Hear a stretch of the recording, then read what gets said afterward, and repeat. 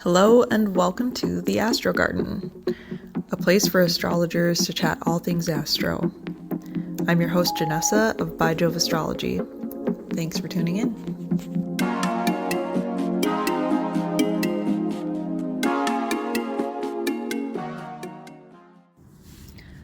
Hello again. It's Monday, September 30th, the last day of September. Today the moon is in Virgo, just about to go into Libra to set us up for the solar eclipse happening on Wednesday. That will be the last eclipse in Libra that we'll have of this series. So we're getting close to the end of that. And then we're also approaching the Mercury Cazimi. So as of right now, I know it's within 1 degree. It might even be within the 15-minute definition, depending on what definition you use for Cazimi. But a very good day to be just listening in for any types of messages, anything that just like occurs to you, like thoughts that maybe bring some clarity around something. Mercury Cazimis are when a planet meets up in what we would say at the heart of the sun. So like when they come within that 1 degree range is what I use. And it can be described as like this secret meeting where like there's the secret conversation happening, and a lot of times that can lead to like really big downloads, especially when it's Mercury, being that it's tied to our thoughts and how we communicate. So like messages being a really good keyword for the Cazimi moment. And that will go exact here, I think late this afternoon where I live, or early evening, depending on your time zone. So just something to be aware of. It doesn't always happen at the exact moment. It's not always like a perfect science, but if there's anything that has like occurred to you or been like, oh, that's why, or that's that, that has like made some sense to you or something, today or like late yesterday or early tomorrow, like any of those aha moments, be on the lookout for that. So some things before I dive into today's talk. I wanted to highlight that I am offering a 33% discount now through when Sag season starts. So I believe it's November 22nd. So you can, and this is for any of my one-on-one readings, like where we do it over Zoom. My pre-recorded ones or my recorded readings are just a little bit lower of a price point, and I can't really afford to like take such a big percentage off of them because I would literally be getting nothing after that. So this is only for the ones where we would like schedule a time and meet face to face over Google Meet. But you can use it for any of those readings. I offer a bunch of different kinds. I've got just your regular natal chart reading. If you've never had a reading before, that's a really good one to start with. We can look at the year ahead especially if it's like near your birthday, or you just want to look at the transits for the year ahead. That's a great time to do that one. I offer one that is a combination of those. So we would have 90 minutes where we can look at your birth chart and then dive into what we think the year might look like based on that. And I offer some other options too. I do the Saturn return reading, which is really great if you're going through your Saturn return right now, if it's approaching. If you've already had yours and you want to get clarity about what the heck happened, that could be a really good one. And then I have a shorter one that's just like, if you have a specific question that you've been dying to know, whether it's about your chart, about astrology in general, if there's a specific planet or house that you want to dive into, or something you're just trying to make sense of, that's like a 30-minute reading. So you can use the code Persephone on any of those to get the 33% off. I will have the details again in the show notes. Something else I wanted to highlight is that one of my very best astrologer friends, Krista of Practical Astros, lives in Asheville, where they've just recently had the devastating flooding that I'm hoping most of you have heard about now, if not have seen countless, harrowing videos and photos coming out of that area right now. Krista has thankfully been not too badly affected by it personally, and has been collecting money and helping people to get supplies, like people who are in worse shape than she is at the moment. So I'm going to link to her Venmo in the show notes as well, if that's something you feel like you want to donate to. So I'll give you that information there. It's like, there's such a need, and there's not a lot of communication. There's no Wi-Fi there right now. Cell service is very limited. Electricity is very limited. I know FEMA is there doing stuff, but a lot of like the help that is happening is from the people who are there, like boots on the ground, like residents helping each other, neighbors helping each other. So if you have a couple extra bucks, even $5-10 can really make a difference with getting fresh water to people, getting food and medical supplies. So yes, if you can give anything, that would be amazing. All right, so now let's dive in. So I'm not sure where this will take me today. I have been thinking about my own Cazimi moment. And the Cazimi is not something you have to like think about to make it happen. It will likely just happen, and sometimes it's not like a linear thing or like a clear, like succinct message that you can sum up in 1 to 2 sentences, but it could just be more of like a feeling too. Just depending on how you process and what's going on for you. It might be like, again, quieter or louder depending on what house Libra is in for you, like what these planets are doing in your chart. It's all very nuanced based on the natal chart. So if you're feeling like, I don't know what my message was, like, don't panic. It's not something you have to try to do. As usual, astrology always makes the most sense in hindsight. I mean, life in general does, but like when we can look back, oftentimes it's a lot clearer than when we're in the moment. So yeah, I've just been thinking about it for me, and it just, it's in Libra, so it feels very tied to these eclipses. And something I saw earlier today, I think really helped, just saying, someone was saying that like, oh, the eclipses, if we're far enough into this set of eclipses with Aries and Libra that it's probably pretty clear like what the story is about.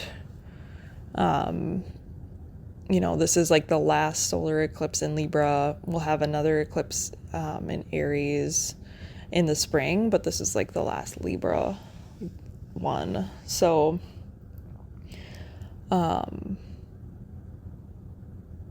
yeah, I feel like it's becoming clearer for me what that is, and it really, like, just today alone really like drove home for me a lot of what it's been about. So this has been across my second and my 8th house axis. The second house being the house of like your resources, like and resources being not always, monetary. It can be, skills that you might have, people that help you, but it's skills that like it's resources that you have and things that are yours.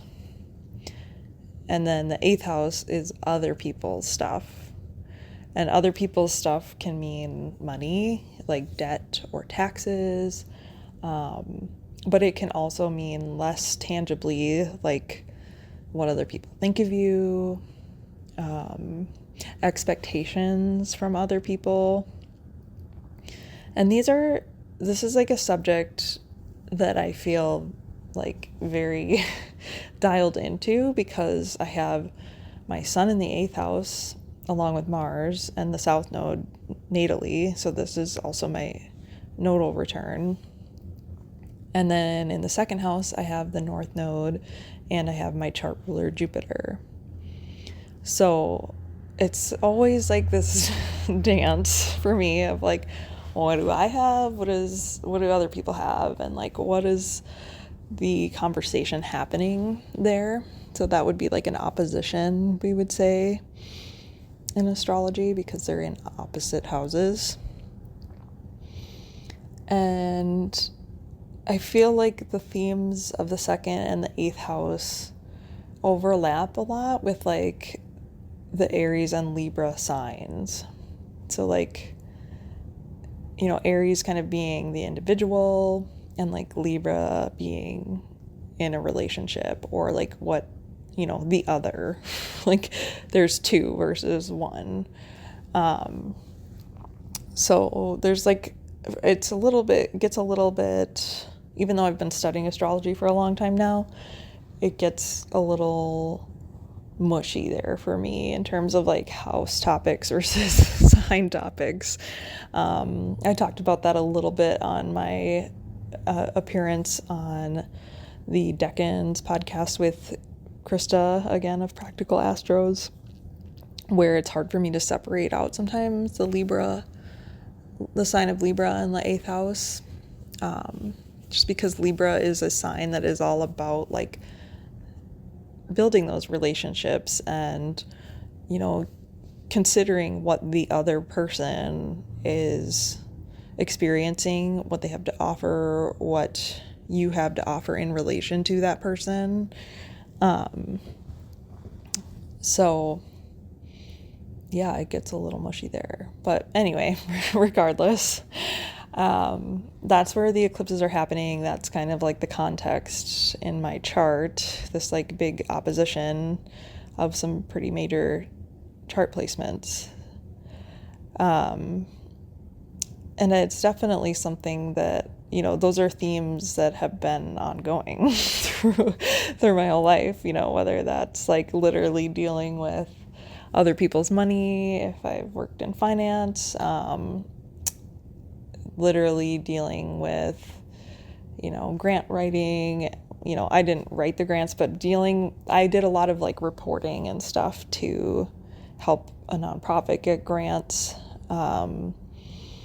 Working in a nonprofit is very 8th housey, because you're just at the will of other people's money and what they want to do with it.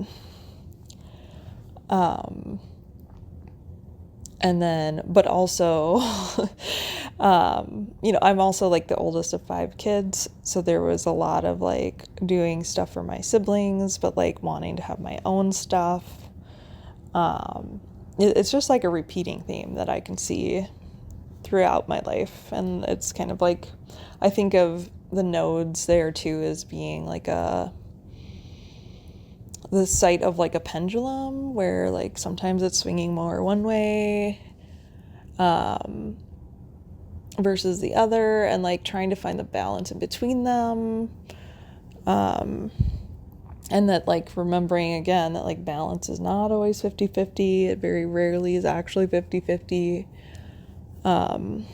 But that right there is really hard when you're a Libra, because you want it to be fair and you want it to be equal. Remember, Libra season starts at the equinox.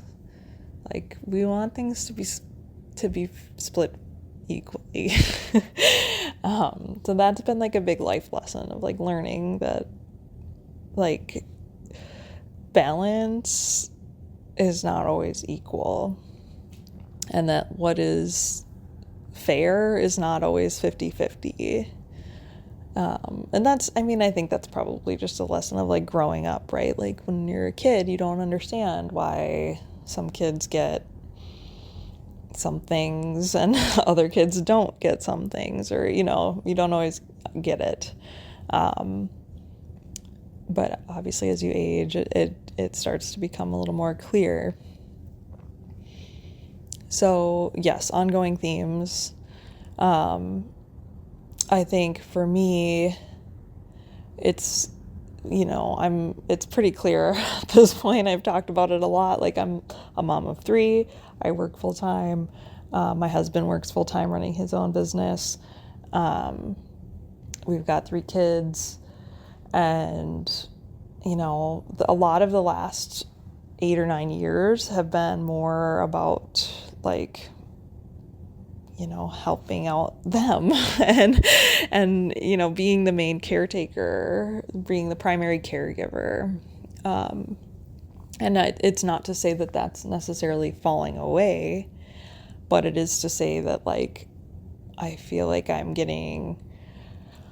shifting into a time of having like more help, whether that's help from like my husband or other people, or just like literally the situation changing where like they're getting older and it's getting a little bit easier. It's just like shifting into like this new time of like having more resources for myself, and less of my resources going to others. So, but in the meantime, like today, I feel like the Cazimi message was like, I feel like this morning, it was a Monday morning, we like had some delays early, like on Mondays, we have to get out of the house a little bit earlier than normal. Our schedule is just a little bit different, and this is only like the second or third time of having to do this, so where it's not like a routine yet.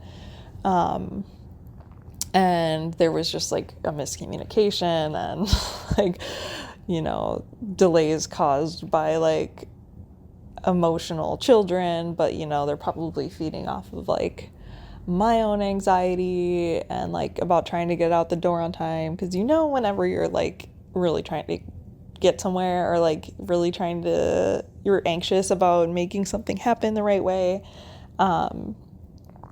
your kids always know, and that's when they always act out on it. And I don't blame them at all. They're children, and I feel like it 100% comes back to my own, you know, handling my own emotions. So they can totally feel that, and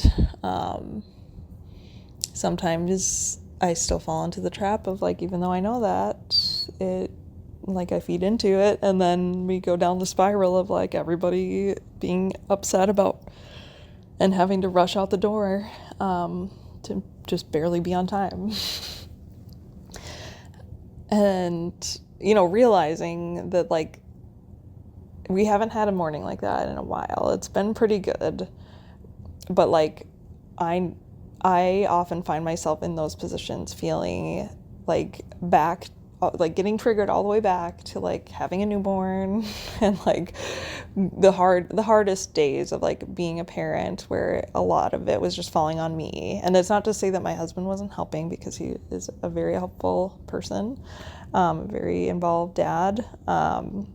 It's just like those feelings of like, you know, I don't know if any help would ever be enough. It's like, of feeling like I don't have the resources that I need, and that, you know, that trigger that just sends you right back to where you were, wherever in time of whatever younger self you were when you experienced it.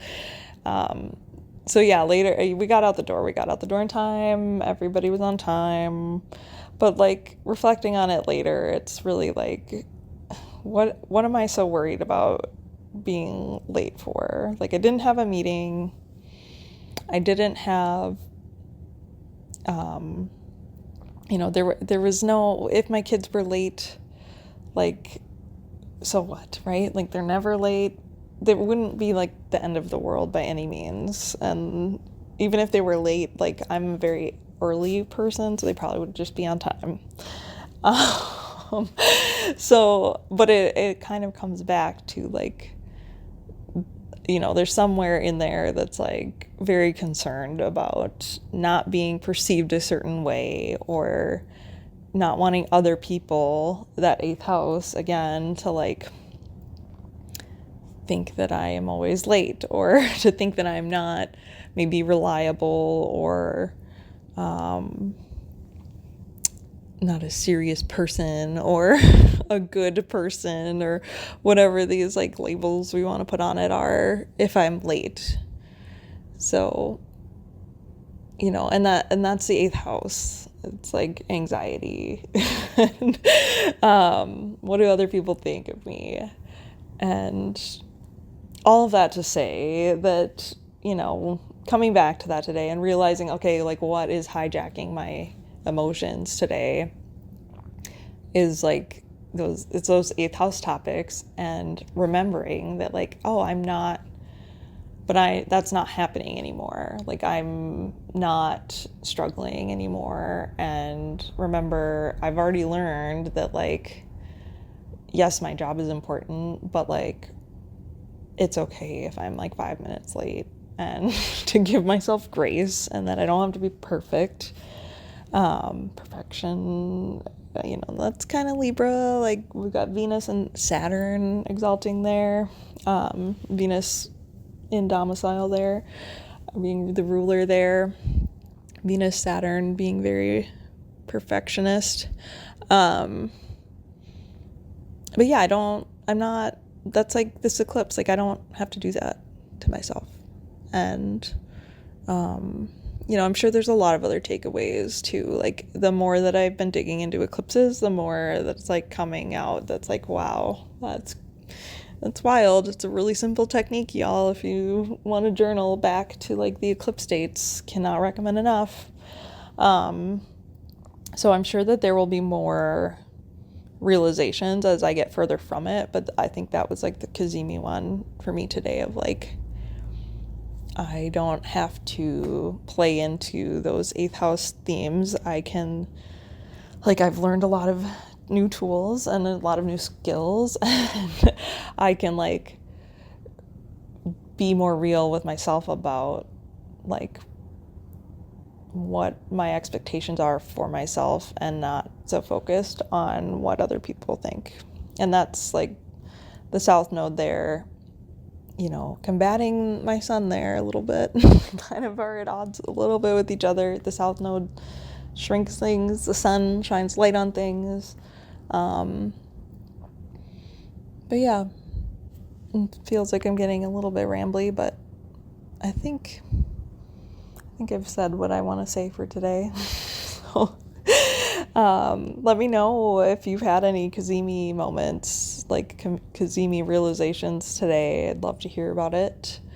Again, I will put all of the info about my coupon code, my discount code, Persephone, in the show notes for you if you would like to take some time to meet one-on-one. I'd love to meet with you. And I will put the information for Krista of Practical Astros in here for her Venmo. If anybody's looking to help, like, directly help the residents around the Asheville area, Krista's collecting money to get food, water, supplies out to them. And she's very trustworthy. So, I know that can count on her that she's going to use the money wisely. So I think that's all for today. I wish you all the best of luck with this final Libra eclipse this week. And yeah, don't be a stranger. Let me know how it goes. Thanks.